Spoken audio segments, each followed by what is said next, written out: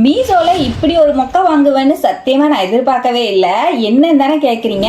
Sharara set நான் போட்டதே கிடையாது. சரி பார்க்க ரொம்ப அழகா இருக்கேன்னு சொல்லிட்டு ஆர்டர் போட்டிருந்தேன். கலரும் ரொம்ப அழகா இருந்துச்சு.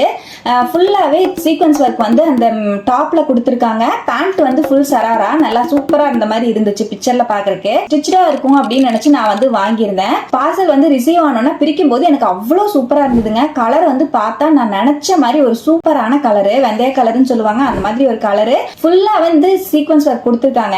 ஆனா ஓபன் பண்ணி பார்க்கும்போது என் ரியாக்ஷன் பார்த்தாலே உங்களுக்கு தெரியும். நான் வந்து ஃபுல் ஸ்டிச்சுடுன்னு நினைச்சேன், பார்த்தா செமி ஸ்டிச்சுடு. பேண்ட்டை மட்டும் தைச்சு அனுப்பி விட்டுருக்காங்க. டாப் வந்து நம்ம தாங்க தைச்சுக்கணும். அதை பார்த்தோன்னா அப்படியே அப்செட் ஆயிட்டேன். கலர் வந்து ரொம்ப ரொம்ப எனக்கு பிடிச்சிருந்தது. அதே மாதிரி மெட்டீரியலும் ரொம்ப நல்லா இருந்தது. பேண்ட்டும் வந்து பாத்தீங்கன்னா சூப்பரா இருந்தது. பிரைஸ் கேட்காதப்பவே நான் ஒரு டவுட் பட்டிருக்கணும். எந்த ஞாபகத்துல தூக்கத்துல ஆர்டர் போட்டேன்னா என்னன்னு எனக்கே தெரியல.